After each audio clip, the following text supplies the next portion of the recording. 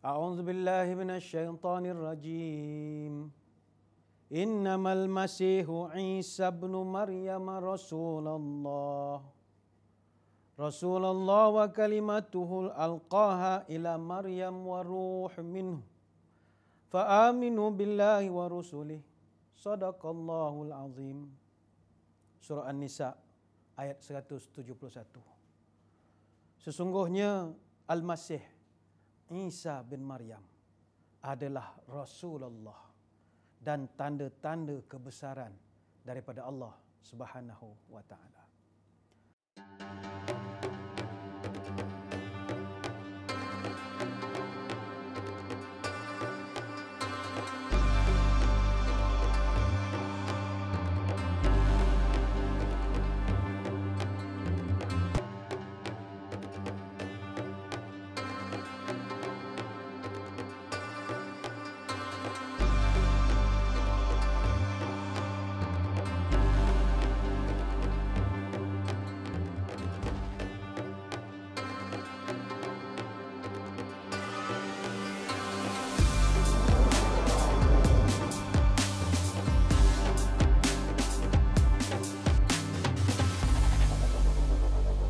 Assalamualaikum warahmatullahi wabarakatuh. Bismillahirrahmanirrahim. Alhamdulillahirabbil alamin. Wassalatu wassalamu ala asyrafil anbiya'i wal mursalin wa ala alihi wa sahbihi ajma'in, amma ba'du. Saudara, apa khabar? Alhamdulillah. Kembali kita bertemu pada kesempatan kali ini untuk kita bercerita kisah-kisah yang ada dalam Quran. Tokoh-tokoh, insan-insan, individu-individu yang Allah Ta'ala sebutkan namanya, yang mana mereka ini semuanya adalah contoh teladan yang baik kepada kita. Pada kesempatan siaran kita kali ini, kita akan bercerita satu tokoh yang namanya disebutkan dalam Quran pada ayat yang kita bacakan di awal tadi, iaitulah tidak lain tidak bukan Isa bin Maryam alaihi salam. Nabi Isa alaihi salam adalah seorang Nabi yang bukan saja diimani oleh orang Islam, bahkan juga dikongsi dengan penganut-penganut agama yang lain. Sebagai contoh bagi orang-orang Israel, orang Yahudi dan juga orang Nasrani, orang Kristian, mereka lebih lagi mengenali dan percaya kepada Nabi Isa AS. Mungkin dengan nama-nama yang berbeza, Jesus dan berbagai lagi, tapi semuanya menuju ke arah orang yang hampir sama, yang disebutkan namanya dalam Quran, itu Isa bin Maryam. Nabi Isa AS adalah seorang Nabi yang diutuskan oleh Allah kepada Bani Israel, yang mana kepadanya juga diberikan kitab Injil. Yang mana kitab Injil ni adalah kitab yang mustahak, yang diturunkan sebelum turunnya Al-Quran. Dan di dalam Al-Quran, Nabi Isa AS disebut dengan 4 panggilan yang berbeza-beza. Pertama dipanggil dengan nama Isa. Yang kedua dipanggil Isa ibnu Maryam, ataupun Isa anak lelaki kepada Maryam. Yang ketiga disebut Ibnu Maryam, iaitu anak laki-laki Maryam. Dan yang keempat Al-Masih. Dan juga dalam Quran diceritakan tentang kisah ibu kepada Nabi Isa, yang kata ulama tafsir, cerita ibu kepada Nabi Isa yang terkenal iaitu Maryam, itu jauh lebih banyak daripada cerita ibu kepada Nabi Muhammad SAW. Cerita Aminah binti Wahab begitu susah nak dicari dalam Quran, tapi cerita Maryam lebih banyak. Sebagai menunjukkan Quran bukan karangan Nabi kita. Kalau karangan dia, baik dia cerita hal mak bapak dia dalam tu, daripada dia cerita hal mak orang, kamen panjang lebar. Jadi dalam Quran diceritakan bahawa ibu kepada Nabi Isa adalah seorang perempuan yang sangat dimuliakan oleh Allah, dan Allah Ta'ala telah memilih Maryam ini antara the creamiest among the creamier, antara wanita-wanita terbaik di dunia.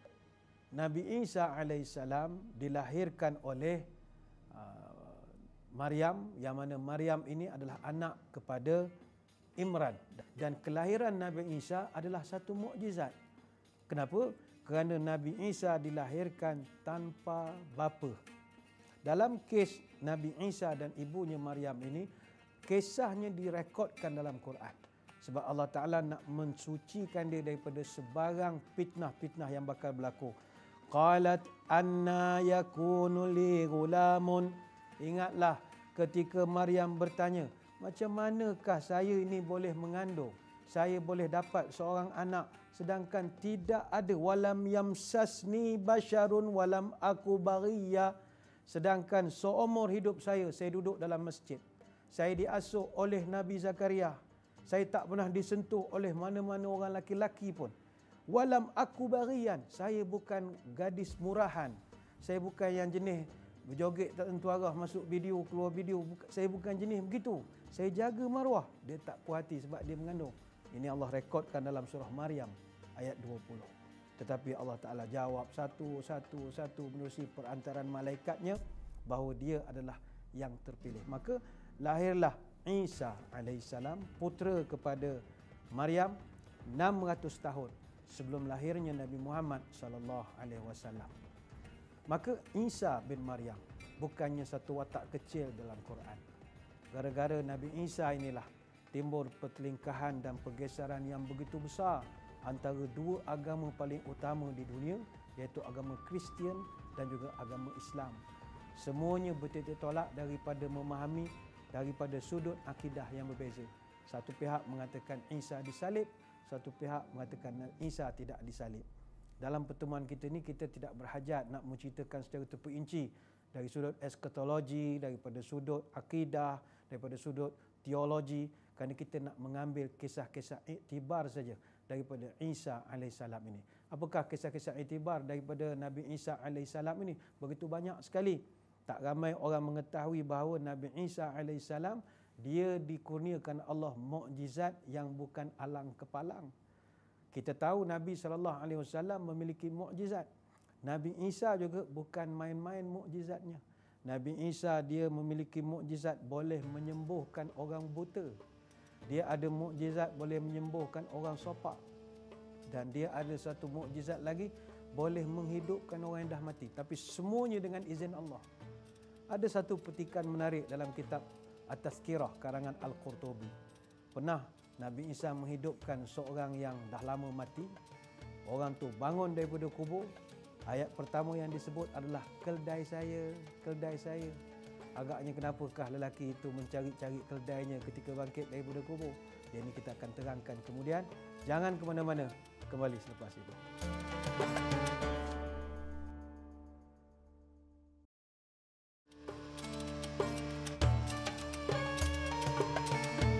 Subhanallah walhamdulillah wala ilaha illallah Allahu akbar la haula wala quwata illa billahil aliyil azim. Terima kasih saudara kerana masih lagi sudi bersama dengan kami hingga ke saat ini.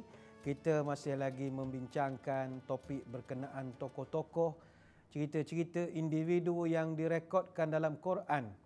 Dan hari ini kita sedang bercerita tentang satu tokoh yang begitu kita kagumi sekali, iaitu Nabi Isa alaihissalam. Apa juga pahaman penganut agama lain, andai kata anda sedang menonton siaran kami pada hari ini, mungkin pemahaman agak sedikit berbeza. Namun prinsip kita adalah Nabi Isa ini adalah juga Nabi yang kami orang Islam hormati. Sebab itu bagi kami orang Islam, kalau kami pakai t-shirt We Love Jesus, tidak ada isu.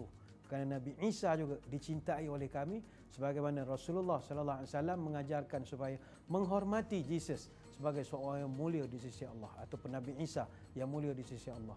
Dia dalam kalangan para nabi 124,000 para nabi, hanya 5 saja yang terbaik. 5 top 5. Nombor 1 sekali adalah Nabi Muhammad sallallahu alaihi wasallam. Yang kedua Nabi Ibrahim, yang ketiga Nabi Musa, yang ketiga Nabi Isa, yang kelima adalah Nabi Nuh alaihi wassalatu wassalam. Ini nabi yang paling kita hormati. Mereka punya kekuatan jiwa, kekentalan mereka berhadapan dengan ujian-ujian. Jadi tidak ada isu bagi kita orang Islam untuk menyayangi Nabi Isa alaihissalam. Balik kepada kisah Nabi Isa. Nabi Isa alaihissalam dikurniakan mukjizat yang bukan sedikit juga daripada Allah kepada baginda. Tadi kita sebutkan dia pernah menghidupkan orang yang mati. Dalam satu kitab At-Tazkirah, nama kitabnya karangan Imam Al-Qurtubi, dia ceritakan satu hari Nabi Isa, dia dengan kaum dia, pengikut dia ada satu mayat, dia doa pada Allah, mayat ni bangkit. Mayat ni dah lama mati dalam kubur. Kemudian bila mereka dapati mayat ni bangkit, ayat pertama yang mayat ni sebut adalah keldai saya, keldai saya, keldai saya. Semua pengikut Nabi Isa heran. Tuan nak menanya, ni apa mayat ni bangun-bangun sebut keldai saya ke saya, apa cerita? Maka kata Nabi Isa, inilah gambarannya nanti di hari akhirat. Seseorang itu dia bangkit di padang mahsyar. Nombor satu yang dia cari adalah siapa yang dia paling sayangi sekali sebelum dia meninggal dunia. Jadi dalam kes tadi pakcik itu, daripada dia sebelum dia meninggal, yang paling dia sayang keldai dia. Sayang sangat. Sayang tak salah, jangan bawa ke mati. Itu pesanan Imam Al-Qurtubi. Balik kepada cerita mukjizat Nabi Isa AS. Nabi Isa ni juga kata para ulama, bukan sekadar semasa dia dah dewasa memiliki mukjizat-mukjizat. Ada satu hadis Nabi SAW pernah bercerita kepada Abu Hurairah radhiyallahu anhu, lam yatakallam fil mahdi illa salasatun. Seorang bayi tidak akan berkata-kata dalam buayannya kecuali 3 baby saja. Sahabat tanya, siapakah ya Rasulullah? Nabi sebut antaranya wakanat imra'atun, wakanat fi bani Israel rajulun yuqalu lahu Juraij. Bayi pertama yang bercakap adalah dalam peristiwa Juraij. Juraij ini dia difitnah. Dia ni seorang agamawan, seorang ustaz, seorang ulama, tapi difitnah berzina dengan pelacur. Ada orang buat komplot untuk nak buat character assassination, nak jatuhkan maruah dia dengan memfitnah dia, dan perempuan pula dibayar untuk mengaku dia tu mengandung. Jadi Nabi cerita dia berdoa kepada Allah supaya dibuktikan bahawa dia ni dizalimi. Jadi dia doa, dia kata beginilah, wahai yang arif Tuan Hakim, saya akan buktikan dalam perut ni bukan anak saya. Nanti kalau perempuan ni bersalin, saya akan buktikan dengan izin Allah anak ni bukan anak saya. Macam mana? Tunggu bersalin dulu. Jadi ni dalam hadis Nabi cerita sampai masa wanita ni bersalin. Bila bersalin, Juraij ambil baby ni, dia tekan dekat dengan dada, antara dada dengan perut. Dalam riwayat sebut, dia tanya, ya ghulam, qul man abak? Baby, siapa bapa kamu? Maka tiba-tiba baby itu pun bercakap, abi ra'iyatil ghanam. Bapa saya adalah pengembala kambing. Dia jawab oleh baby. Ini dalam hadis. Jadi orang pertama yang bercakap kata masa kecil, kata Nabi kita, adalah seorang baby zaman Juraij. Yang kedua kata Nabi, seorang yang difitnah, yang boleh bercakap masa kecil, wa kanat imra'atun turdi'uhu ibnaha min bani Israel. Kata Nabi, baby kedua yang boleh bercakap adalah seorang bayi pada zaman Bani Israel. Ketika mak dia dukung dia, lalu satu pemuda handsome. Mak dia pun terpacul dari mulut mengatakan, oh handsome lelaki ni. Minta-minta lah adik, nanti adik dah besar, adik handsome macam tu ya, jaga mak. Dia tercakap perkataan, dah besar jadi macam orang tu ya, handsome orang tu. Anak dia agak dia pusing kepala ke arah mak dia. Mak, mama, mami, benda lantak lah apa dia panggil. Mak, itu orang jahat, mak, kerja bunuh orang. Mak suruh saya jadi macam orang tu. Tu peranjat dia. Baby boleh cakap lah. Yang ketiga Nabi kata, bayi yang boleh bercakap masa kecil adalah Nabi Isa AS. Yang ini hadis disebutkan dalam kitab Sahih Al-Bukhari, kitab Ahadithul Anbiya. Justru itulah Allah Ta'ala mengurniakan kepada Nabi Isa ini pelbagai kemuliaan yang tidak ada pada manusia biasa. Termasuklah juga salah satu yang penyebabkan Nabi Isa ini menjadi seorang yang kita hormati adalah ketabahan dia dalam menghadapi fitnah sepanjang usianya. Bayangkanlah tuan-tuan, kita lahir tak ada bapa atau bapa kita tak dikenali, orang memandang kita serong siang malam pagi petang. Bagaimana perasaan kita? Tapi Nabi Isa berjaya melaluinya dengan penuh ketenangan. Dan tak ramai juga orang yang tahu bahawa solat yang kita lakukan tiap-tiap hari sekarang ini juga bermulanya pada zaman Nabi Isa AS. Agaknya macam mana cerita pelaksanaan solat tersebut? Yang ini kita akan terangkan. Kemudian kita akan berehat dulu seketika, kembali selepas ini. Jangan ke mana-mana.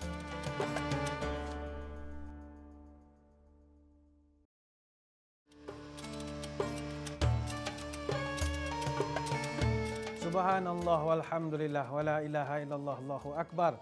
La haula wala quwwata illa billahil aliyil azim. Alhamdulillah, saudara, terima kasihlah masih lagi sudi bergabung dengan kami hingga ke saat ini untuk mendengar cerita-cerita yang menarik daripada Quran. Moga-moga ada manfaatnya. Dan sedar ataupun tidak, kita telah pun berada pada penghujung pertemuan kita pada edisi kali ini. Kita masih bercerita tentang Isa AS, satu nama besar yang bukan saja dikenali oleh orang Islam, bahkan rakan-rakan kita penganut agama yang lain pun sangat kenal dengan namanya Isa Ibnu Maryam ini, ataupun Jesus menurut pahaman mereka. Tadi kita ada bercerita tentang kemuliaan yang Allah berikan kepada Isa. Antaranya adalah mukjizat-mukjizat untuk nak menunjukkan kepada umatnya pada masa itu bahawa Isa ini benar-benar utusan Allah. Maka sebagai utusan Allah, Nabi Isa telah pun diberikan beberapa tanda-tanda, mukjizat-mukjizat. Dan Nabi Isa juga diperintahkan dengan syariat-syariat. Sebab itu Nabi Isa ada kitabnya tersendiri, iaitu kitab Injil, yang mungkin bagi setengah penganut agama lain memanggilnya sebagai Bible dan bagai-bagai lagi. Maka sebab itu perintah solat yang kita laksanakan hari ini, dia bukanlah sekadar baru saja wujud pada zaman Nabi SAW. Bahkan sebagai seorang Nabi yang memiliki autoriti dan kekuatan daripada Allah, dia juga memiliki ritual sembahyang. Dalam Quran surah Maryam ayat 31, Allah Ta'ala berfirman, وَجَعَلَنِي مُبَارَكًا أَيْنَمَا كُنْتُ وَأَوْصَانِي بِالصَّلَاةِ وَالزَّكَاةِ مَا دُمْتُ حَيًّا. Nabi Isa AS bersabda, Allah rekodkan sebagai firman-Nya, dan Allah telah menjadikan aku membawa keberkatan ke mana saja aku pergi, kata Nabi Isa. Dan telah diwasiatkan kepada aku dua perkara. Pertama, as-salah. Yang kedua, az-zakah. Nabi Isa dan umatnya, kata Allah dalam Quran, telah pun disuruh melakukan solat dan menunaikan zakat. Madum tu hayya. Selama mana hayat di kandung badan, mereka mendirikan semayang dan juga mereka menunaikan zakat. Maka pelajaran untuk kita adalah untuk meraih kemuliaan, tandanya mestilah sembahyang. Sebab itu Nabi Isa semayang tak tinggal. Mungkin ada yang bertanya, kami dengar ceramah ustaz-ustaz kata semayang ni datang masa Isra wal Mi'raj. Macam mana pula Nabi Isa pula, ni apa cerita ni ustaz? Dia begini, Isra Mi'raj adalah pelengkap kepada arahan semayang. Dalam hadis daripada Ali bin Abi Talib, sebagaimana disebutkan oleh para ulama, semayang yang wujud sejak daripada zaman Nabi Isa adalah solat atau semayang yang tidak ada rukuk. Rukuk kali pertama diperkenalkan selepas Isra wal Mi'raj. Artinya dulu kita semayang, berdiri, terus sujud. Bangkit balik, duduk antara dua sujud, begitu saja. Tapi rukuk first time dia buat dalam semayang Asar, selepas Nabi balik Isra Mi'raj. Dan Ali radhiyallahu anhu tanya kepada Nabi, apa hal kita menongging-menongging begini Rasulullah, ini baru ni. Maka dijawab oleh Nabi kita, beginilah kama umirtu. Inilah aku diarahkan semalam, ada rukuk pula dah. Jadi itu untuk menjawab kalau orang tanya, bukan semayang lepas Isra Mi'raj. Tidak. Semayang sejak daripada zaman Nabi Isa AS telah pun dilaksanakan. Sebab itu kepada hadirin hadirat sekalian, kita sibuk macam mana pun, semayang janganlah tinggal. Semayang ni wajib. Semayang kalau tak buat berdosa. Dan orang tak semayang tak boleh masuk surga. Sampaikan Nabi bagi warning, man asbaha wa dunya akbar hammihi. Siapa-siapa yang bangun tidur saja, yang paling dia kira dalam kepalanya hanyalah perkara-perkara yang bersifat dunia saja, maka falaisa minallah fi syai'in wa alzamallahu lahu arba'a khisal. Maknanya kita patutnya orang-orang baik ni bangun pagi nombor satu ingat semayang. Tak kira bangun pukul 9 sekalipun, semayang je lah. Subuh gajah ke dinosaur ke, semayang dulu. Tak dia belik telefon sampai habis bateri, belik telefon. Sampai pukul 11 berguling, tak boleh. Nombor satu bangun, ingat semayang dulu. Ini sifat orang beriman. Bangun, pukul 10, tak apalah, tidur lambat. Minta ampun, semayang, tak ada masalah. Ini tak. Orang macam ni kata Nabi, siapa bangun tak ingat Tuhan, mana tak semayang subuh, Allah kurniakan dia 4 perkara yang menjadi bala bagi dia. Pertama, hamman la yang qati' abadan. Hidupnya sentiasa susah hati. Sampai bila-bila. COVID-19 makin kurang, dia makin penakut lagi ada. Yang malam pakai topeng, pagi petang. Hand sanitizer putih dah tapak tangan dia hari-hari mencuci. Dia jadi takut tak tentu arah. Allah kurniakan dia penyakit takut tak tentu arah. Yang kedua, wa syughlan la yatafaraq minhu abada. Tuhan beri dia sibuk sesibuk-sibuknya sampai tak ada masa lapang. Orang lain time PKP masa lapang, dia sibuk juga time PKP. Siap nak kata peran liner, dah. Sibuk juga, tak apa dia sibuk. Bala tu. Yang ketiga, wa faqran la yablugh ghina abada. Allah bagi dia susah hidupnya, duitnya tak pernah cukup. Tak pernah cukup. Dapatlah job banyak mana pun tak cukup juga. Yang keempat, wa amalan la yablughu muntaha abada. Allah beri dia berangan tak berhenti-henti. Berangan tapi tak pernah sampai apa yang dia angan-angankan. Sebab itu, bangun daripada tidur, mesti mau semayang dululah. Walaupun kita lambat, bukanlah nak galakkan orang bangun lambat, tidak. Bangun tu jangan sibuk ke genti telefon tu. Dia sibuk sangat cabut telefon, dia genti sampai pukul 11. Jangan. Semayang dulu. Sebelum ingat pada dunia, ingat dulu pada Allah. Orang-orang macam ni lah yang dijaga oleh Allah kedudukan mereka. Tengok Nabi Isa AS. Difitnah tidak ada bapa. Tapi kenapa jiwanya begitu kuat sekali? Sebab semayang dia jaga. Tetap laksanakan semayang walau apa juga yang terjadi kepada kita. Moga-moga dengan membincangkan watak-watak utama dalam Quran seperti Isa AS ini boleh memberi kekuatan kepada kita bersama. Banyak nak diterangkan, tapi insya-Allah kita akan sambung lagi pada kesempatan-kesempatan akan datang. Moga-moga pencerahan ini boleh memberi manfaat kepada kita bersama. Sekadar itu, kita mengucapkan ribuan terima kasih di atas perhatian. Mohon maaf sebarang kekurangan. Mudah-mudahan kita dapat bertemu pada lain-lain kesempatan. Wabillahi taufik wal hidayah. Wassalamualaikum warahmatullahi wabarakatuh. Wallahu a'lam.